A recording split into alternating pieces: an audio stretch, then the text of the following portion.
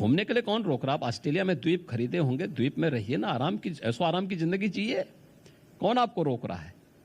भगवान चाहे, मैं तो चाहूंगा कि जिंदगी भर वह ऑस्ट्रेलिया के किसी द्वीप में मटर गश्ती करें, यूरोप में जाकर के अपनी छुट्टियां मनाएं, खूब फुर्सत के साथ मनाएं। तो आपको छुट्टी मनाने में तकलीफ है? मतलब मुझे कोई तकलीफ नहीं। मुझे क्यों तकलीफ होती? मुझे तो प्रसन्नता होगी कि हमारा उत्तर प्रदेश का एक व्यक्ति अब प्रवासी भारतीय हो गया है ऑस्ट्रेलिया में। आपका छुट्टी का मन नहीं करता?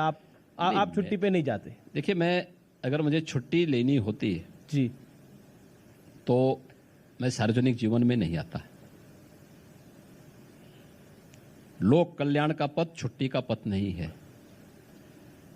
अपने कार्यों के माध्यम से, अपने पुरुषार्थ के माध्यम से आम जन की सेवा ही हमारी संतुष्टि का आधार होता है।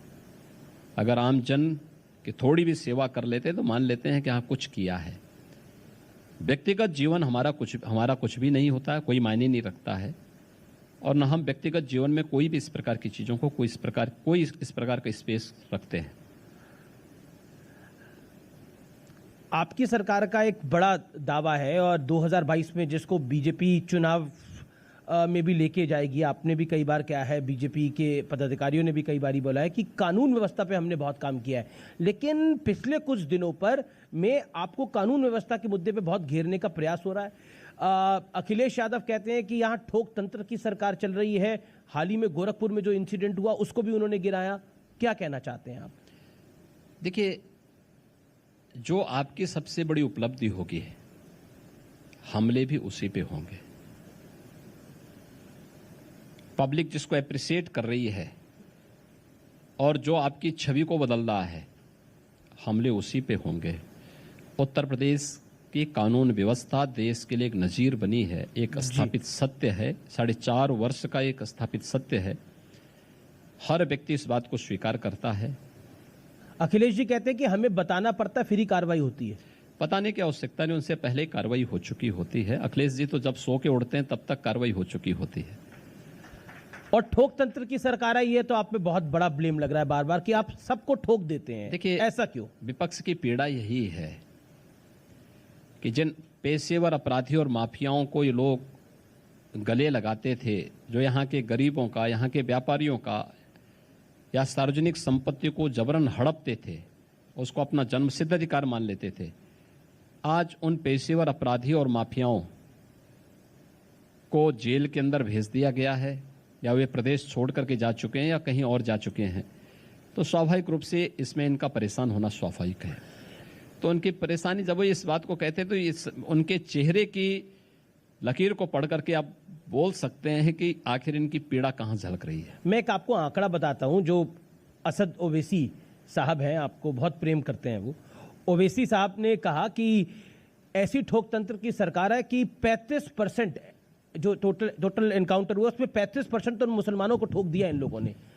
ओवैसी साहब को बोलना चाहिए, एक कश्मीर में जो हो रहा है ना, कभी वहां भी सहानुभूति व्यक्त कर देते तो लोग उनको नेता मानते हैं। आपको लगता नहीं कश्मीर में क्या हो रहा है? बिल्कुल, बहुत ही दुखद घटना है। जिस तरह से चिन्हित करके धर्म के आधार पर करके हिंदू और सिखों को निशाना बनाया जा रहा है। जो लखीमपुर खीरी में हिंदू और सिखों को लड़ाने का कुत्सित प्रयास कर रहे हैं ना, इनको कश्मीर का आईना दिखाना चाहिए। वहां पर इनको तालिबान के कृत्यों का आईना दिखाना चाहिए। और प्रदेश के अंदर लखीमपुर खीरी के मुद्दे का राजनीतिकरण कौन कर रहे हैं? जो तालिबान का समर्थन काबुल में कर रहे हैं। ये वही चेहरे हैं, ये मिलते जुलते चेहरे हैं। यहां पर हिंदू और सिखों में वैमनस्यता पैदा करने का प्रयास कर रहे हैं। कश्मीर में हिंदू और सिखों की निर्मम हत्या को पर मौन होते हैं, और काबुल में हिंदू, सिख और अन्य अल्पसंख्यक समुदाय पर होने वाले अत्याचार पर ये लोग तालिबान का बेशर्मी के साथ समर्थन करते हैं। क्या आपको लगता है ये 1990 वाला दौर है जब कश्मीरी पंडितों को बाहर वहां से निकाला गया था? देखिए, 1990 अब बहुत दूर जा चुका है, पर टारगेटिंग नया भारत है। वह एक घटना हो सकती है। अब वहां पर कोई भी कश्मीरी पलायन नहीं कर सकता कश्मीर से। आज भारत के अंदर एक मजबूत सरकार है मोदी जी के नेतृत्व में।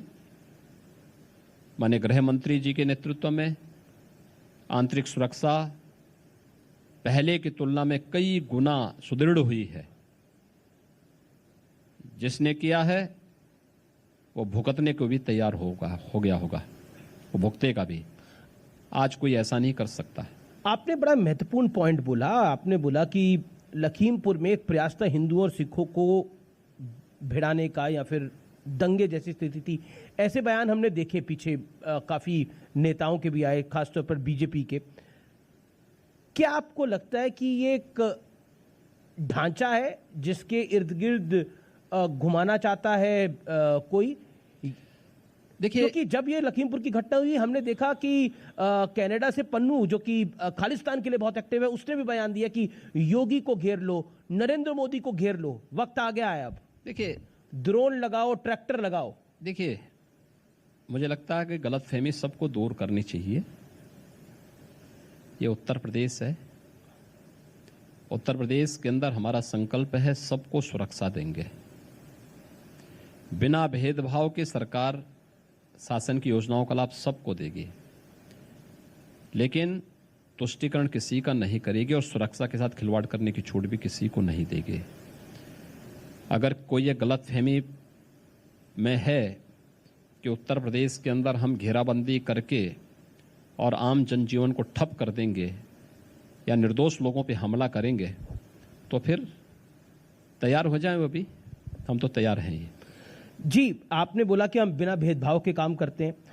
अवैध धर्मांतरण का एक बहुत बड़ा खुलासा हुआ है, जिसे कहते हैं कि इसमें दिल्ली में भी गिरफ्तारियां हुई हैं, इसके लिंक विदेशों तक भी जा रहे हैं।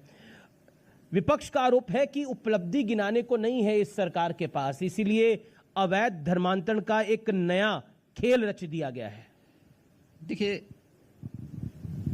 ये प्रदेश की सुरक्षा एजेंसियों, जी, जो एजेंसियां प्रदेश की 24 करोड़ से 25 करोड़ की आबादी को सुरक्षा की पुख्ता व्यवस्था कर रहे हैं, उनकी कार्यपद्धति में प्रश्न खड़ा करना है। विपक्ष के पास मुद्दा नहीं है और वह अपनी नाकामयाबियों को